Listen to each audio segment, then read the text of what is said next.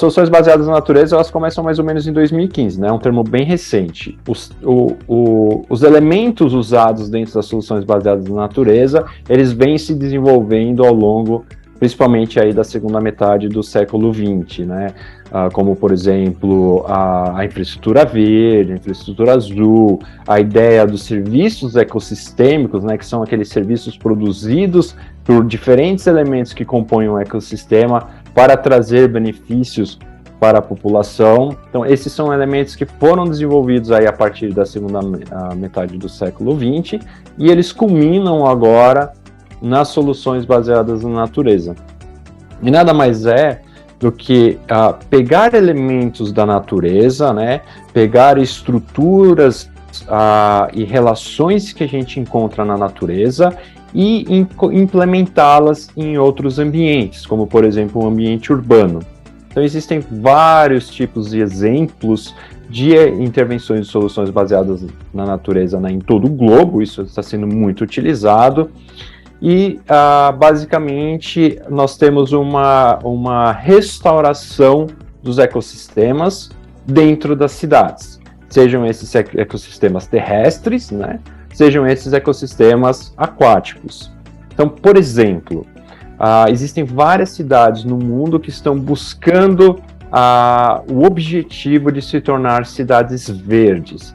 São cidades que estão investindo em intervenções que tragam elementos das florestas do entorno para dentro das cidades, né? Então, existem cidades, eu acho que exemplo, como por exemplo a cidade de Singapura, que provavelmente é uma das cidades mais verdes do mundo, e existe uma série de intervenções que trazem a vegetação de volta para a cidade, né? E toda a biodiversidade associada.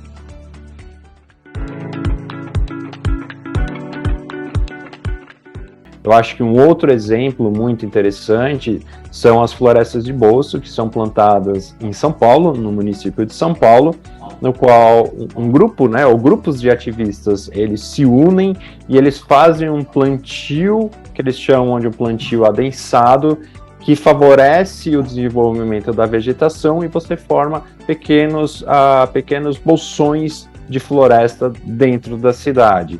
E tem uma série de benefícios, né? De trazer essas florestas para dentro da cidade, como, por exemplo, o controle térmico, como, por exemplo, o controle do escoamento da água da chuva, o sequestro de carbono e todo o suporte à biodiversidade. Esses bolsões, eles funcionam como pontos de passagem da biodiversidade dentro da cidade. Em inglês tem um termo para isso, chama stepping stones, né, que são aquelas pedras que são usadas para atravessar um rio, que você pula de uma pedra em outra para atravessar o rio, né?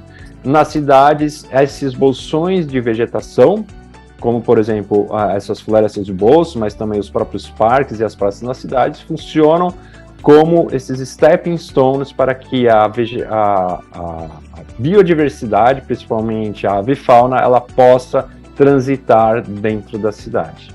Existem alguns exemplos de florestas de bolso, por exemplo, no Lago da Batata, foi feito um plantio desses, tem um também no Parque Cândido Portinari.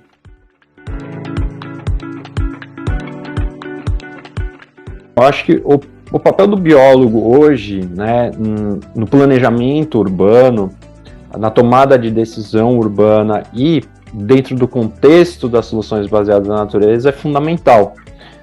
Tudo aquilo que a gente estuda, que a gente traz dos ecossistemas naturais, né, que nós temos grande experiência em pesquisa, em conhecimento, em trabalho nos ecossistemas naturais, nós podemos e devemos trazer para o ambiente urbano.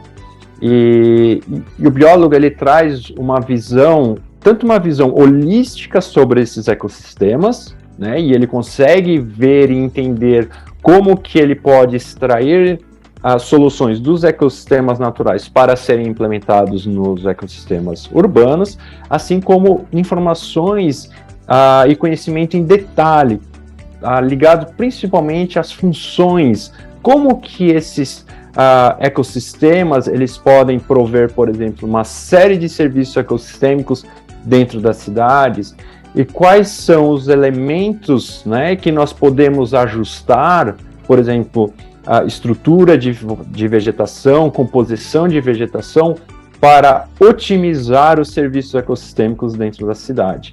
Então, o papel do biólogo, na minha opinião, ele é fundamental hoje no planejamento urbano e na implementação de soluções baseadas na natureza.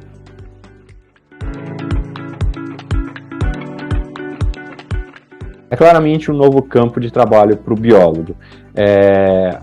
As cidades hoje, elas estão no centro da discussão mundial, né? Tanto pensando em mudanças climáticas globais. Hoje a gente sabe que as cidades, elas são o epicentro das mudanças climáticas globais, mas também hoje maior parte da população mundial vive nas cidades, mais da metade da população mundial vive nas cidades.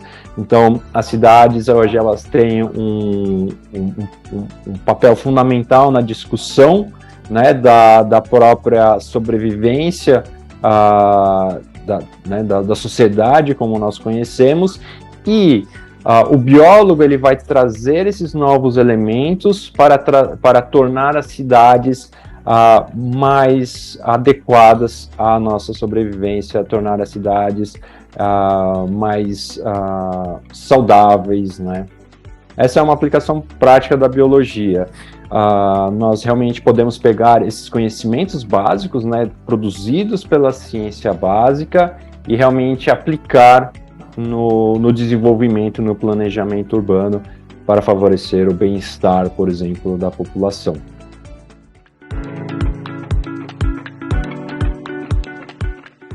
Então, a cidade de São Paulo, ela é uma cidade muito desigual, de uma forma geral.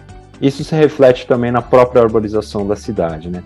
Existem áreas da cidade de São Paulo que são muito verdes, que tem muita arborização viária, que tem muitos parques e praças. Existem partes da cidade de São Paulo que são muito cinzas, né? Não tem arborização viária, não tem parques, não tem praças. E a arborização de São Paulo, né, ela traz um elemento que é a dificuldade do manejo dessa arborização.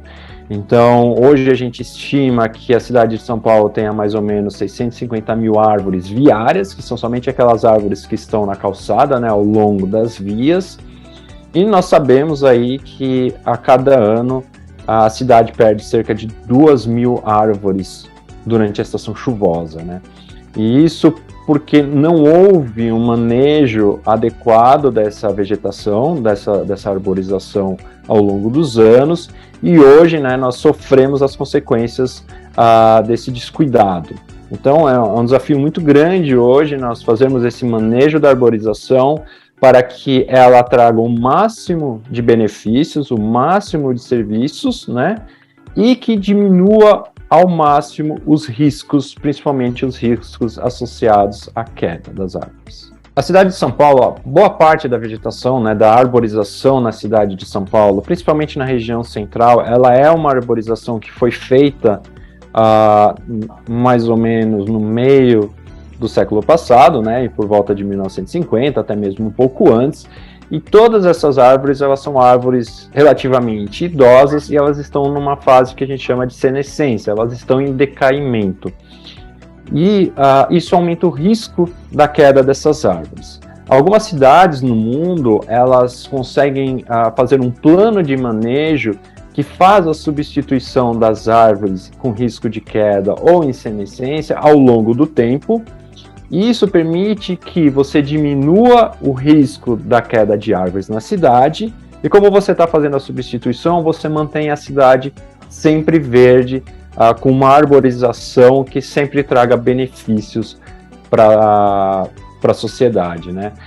Hoje em São Paulo, se nós formos pensar em substituir toda a arborização que está nessa fase de senescência ou decadência, né, eu acho que traria um grande impacto, né? Você remover toda essa vegetação, porque são muitas árvores que estão nessa condição hoje, e substituí-las por mudas de menor porte, realmente vai trazer um grande impacto para os serviços ecossistêmicos da arborização na cidade de São Paulo.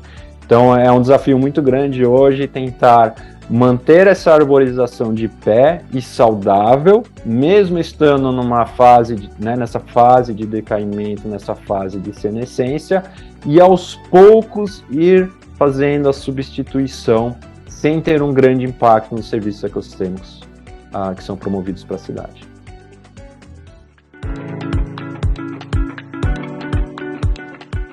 Acho que as cidades são uma grande fronteira, uma nova fronteira para os biólogos, né? E o biólogo, na minha opinião, ele tem um papel fundamental na construção das cidades do futuro.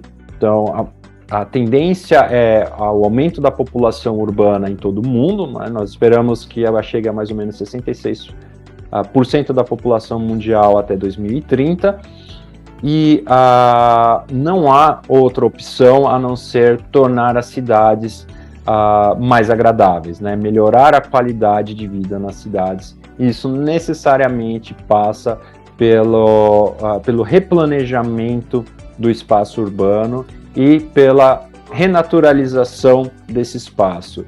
E nós, como biólogos, nós temos conhecimento suficiente para trazer esses elementos do ambiente natural e pensar em como usá-los no ambiente urbano. Eu acho que o grande desafio para nós biólogos vai ser realmente pensar um pouquinho fora da nossa zona de conforto e pensar em como o ecossistema natural ele pode funcionar e como o ecossistema natural ele pode trazer benefícios dentro da cidade. E isso vai exigir aí um grande esforço e também um grande toque de criatividade dos biólogos.